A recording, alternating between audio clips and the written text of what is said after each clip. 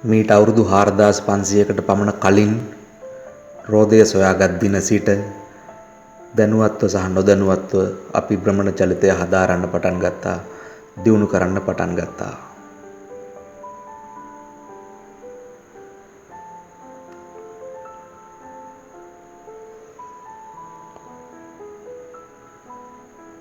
මුලදී මිනිස්සු කරත්ත හැදුවා, පස්සේ එන්ජිම හැදුවා, පස්සේ යාන වාහන දුම්රිය හැදුවා, ගුවන් යානා හැදුවා.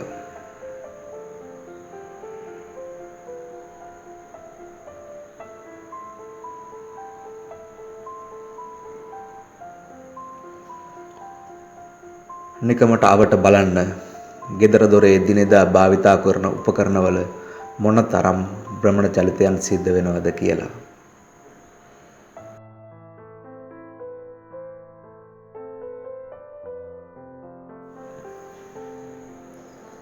භ්‍රමණ චලිතය කියන්නේ භෞතික විද්‍යා පාඩමක් විතරක්ම නෙවෙයි.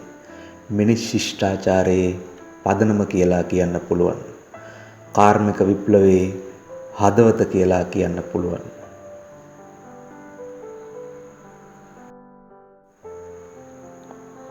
භ්‍රමණ චලිතයේදී අපි කෝණය මනින්නේ රේඩියන් වලින්. පොඩි කාලේ මැන්නේ අංශක වලින්.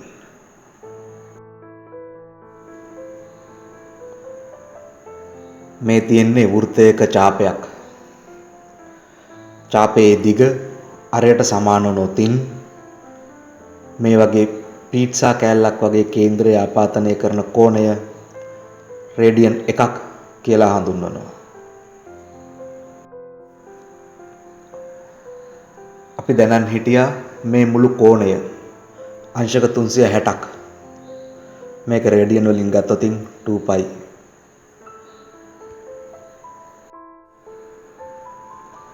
මේ වගේ ඡාප දිග දන්නව නම්, අරය දන්නව නම් කෝණය හොයාගන්න පුළුවන් රේඩියන් වලින් S සමානයි r θ සමීකරණයෙන්. S කියන්නේ ඡාප දිග, r කියන්නේ අරය, θ කියන්නේ කෝණය. උදාහරණයක් ගත්තොතින් අරය සෙන්ටිමීටර 15ක් නම් ඡාප දිග සෙන්ටිමීටර 45ක් නම් කෝණය කීයද? දාන්න සමීකරණය S සමානයි r θ. S කියන්නේ 45යි, r කියන්නේ 15යි, θ තමයි හොයන්නේ. θ සමානයි 3යි රේඩියන්.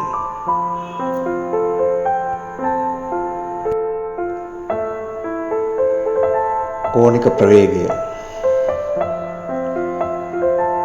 ඔබට මතකයි නම් රේඛීය ප්‍රවේගය. ඒකම තමයි කෝණික ප්‍රවේගය කියන්නේ. රේඛීය ප්‍රවේගය කියන්නේ විස්ථාපනය වෙනස් වීමේ ශීඝ්‍රතාවය. කෝණික ප්‍රවේගය කියන්නේ කෝණික විස්ථාපනය වෙනස් වීමේ ශීඝ්‍රතාවය.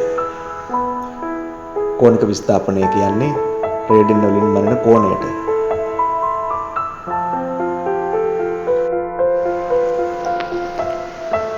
ඔමේගා සමානයි θ බෙදීම t. ඔමේගා කියන්නේ කෝණික ප්‍රවේගය, θ කියන්නේ කෝණික විස්ථාපනය, t කියන්නේ කාලය.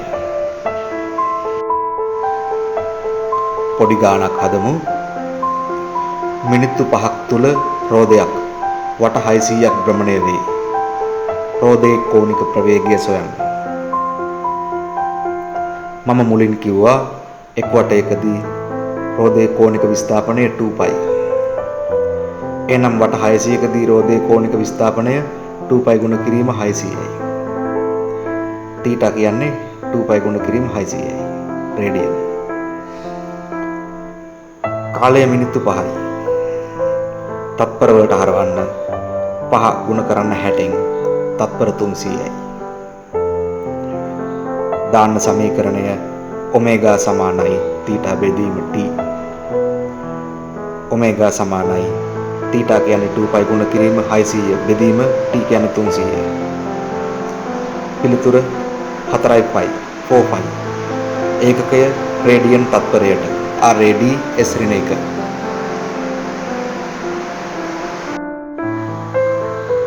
RPM rounds per minute මිනිත්තුවට වට. අපි 900යි rpm ශීඝ්‍රතාවයෙන් ගමනය වන රෝදයක කෝණික ප්‍රවේගය සොයමු. ඔමේගා සමානයි θ බෙදීම t. θ කියන්නේ 2π ගුණ කිරීම 900. එක් වටයක් නම් 2π වට 900ක් නිසා 900න් ගුණ කරමු. බෙදීම t. rpm කියන්නේ මිනිත්තුවට වට. එනම් කාලය මිනිත්තු 1යි. තත්පර 60යි. එනම් බෙදන්න තත්පර 60යි. පිළිතුර 30යි පයි. තත්පරට රේඩියන්. කෝණික ත්වරණය angular acceleration. රේඛීය චලිතයේදී ත්වරණය කියන්නේ ප්‍රවේගය වෙනස් වීමේ ශීඝ්‍රතාවයට. භ්‍රමණ චලිතයේදී කෝණික ත්වරණය කියන්නේ කෝණික ප්‍රවේගය වෙනස් වීමේ ශීඝ්‍රතාවයට.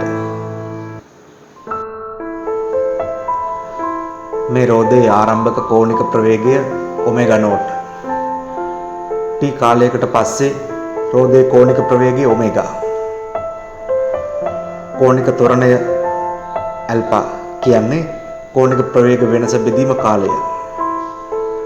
ඇල්ෆා සමානයි ඔමේගා ඍණ ඔමේගා නෝට් බෙදීම t.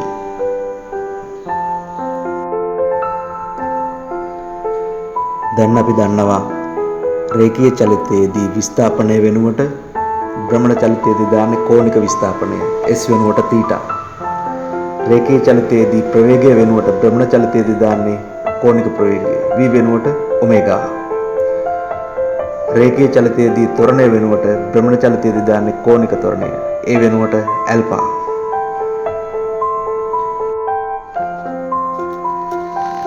රේඛීය චලිතයේදී v සමානයි u ධන at. භ්‍රමණ චලිතයේදී ඔමේගා සමානයි ඔමේගා නෝට් ධන ඇල්ෆා t. රේඛීය චලිතයේදී s සමානයි u ධන v බෙදීම 2 වාරයක් t. භ්‍රමණ චලිතයේදී θ සමානයි ඔමේගා නෝට් ධන ඔමේගා බෙදීම 2 වාරයක් t. රේඛීය චලිතයේදී s සමානයි ut ධන භාගයයි at වර්ග. භ්‍රමණ චලිතයේදී θ සමානයි ඔමේගා නෝට් t ධන භාගයයි ඇල්ෆා t වර්ග. එකම රටාවක්. රේඛීය චලිතයේදී v වර්ග සමානයි u වර්ග ධන 2as. භ්‍රමණ චලිතයේදී ඔමේගා වර්ග සමානයි ඔමේගා නෝට් වර්ග ධන 2 ඇල්ෆා θ.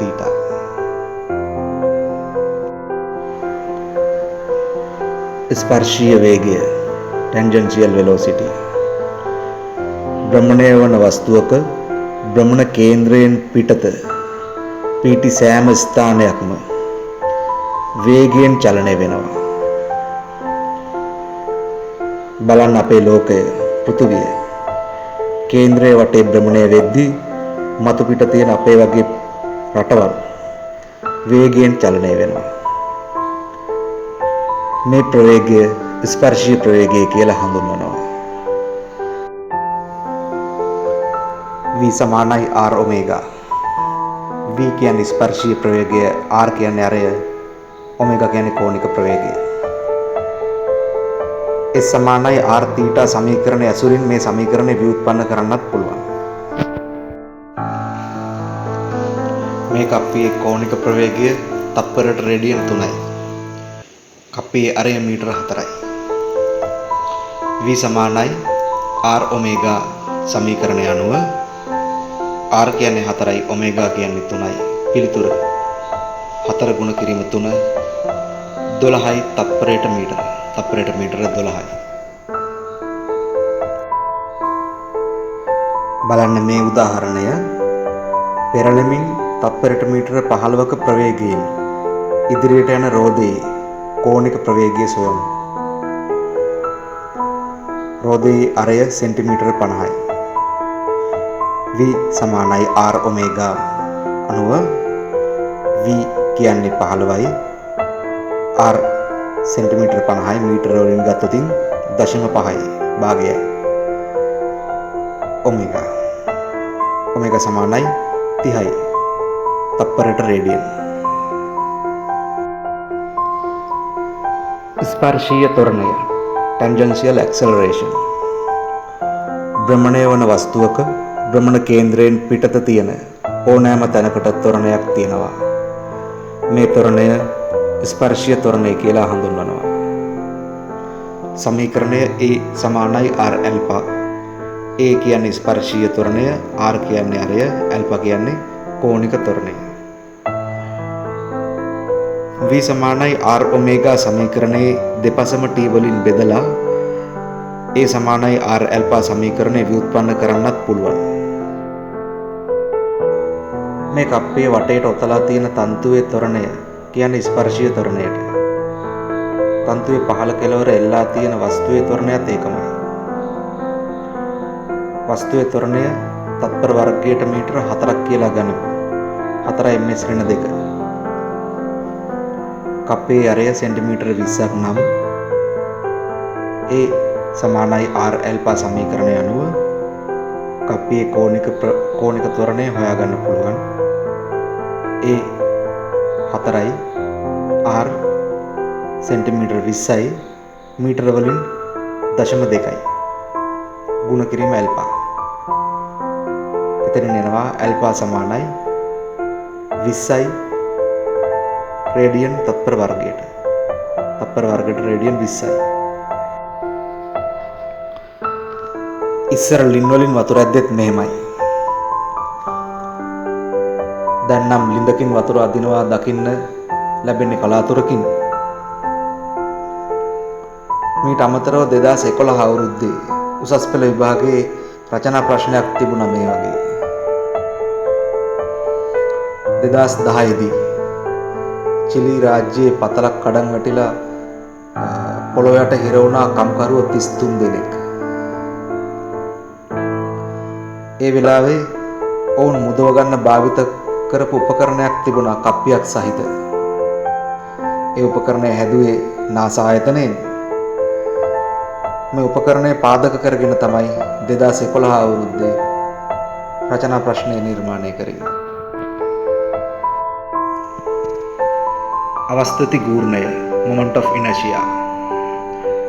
වස්තුවක භ්‍රමණ චලිත ස්වභාවය වෙනස් කිරීමට එරෙහිව වස්තුව විසින් දක්වන අකමැත්ත අවස්ථිති ගූර්ණය ලෙස හඳුන්වනවා.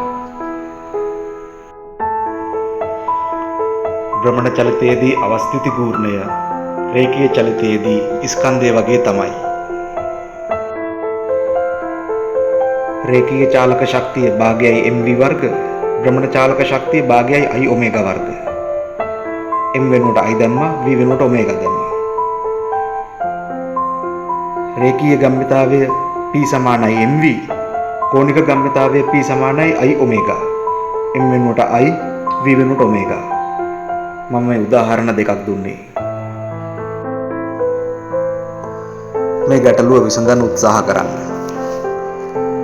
මේ ගෝලය තත්පරයට මීටර 2ක ප්‍රවේගයෙන් පෙරලෙනවා. ස්කන්ධය කිලෝග්‍රෑම් 20යි, අරය සෙන්ටිමීටර 50යි, අවස්ථිති ගූර්ණය 2යි, කිලෝග්‍රෑම් මීටර් වර්ග. 1. රේඛීය චාලක ශක්තිය සොයන්න. 2. කෝණික ප්‍රවේගය සොයන්න. 3. භ්‍රමණ චාලක ශක්තිය සොයන්න. 4. මුළු චාලක ශක්තිය සොයන්න. පළවෙනි කොටස භ්‍රමණ චාලක ශක්තිය. K සමානයි භාගයයි mv වර්ග.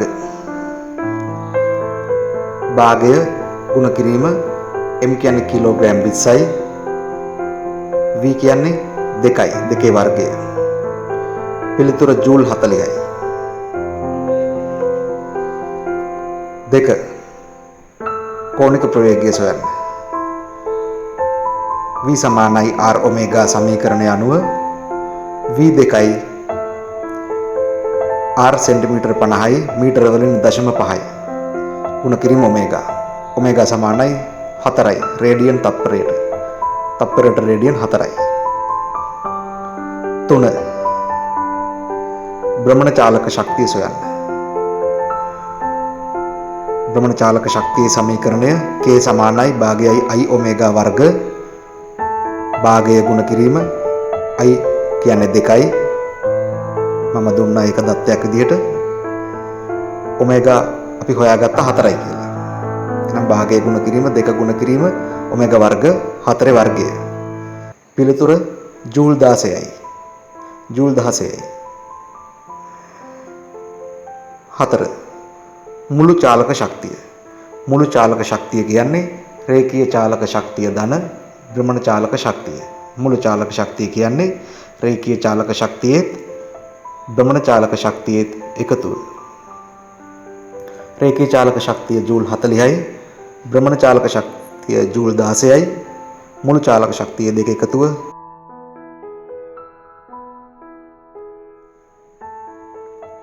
එක් වස්තුවල අවස්ථිති ගූර්ණයන්. එක වස්තුවල අවස්ථිති ගූර්ණයන් වෙනස්. වෘත්තාකාර මාර්ගයක ගමන් ගන්නා ලක්ෂීය වස්තුව. වලල්ල. වලලු ගොඩක් එක පිට එක තෙව්වාම කුහර සිලින්ඩරය හැදෙනවා. තැටිය. තැටි ගොඩක් එක පිට එක තෙව්වාම ඝන සිලින්ඩරය හැදෙනවා. ඝන ගෝලය.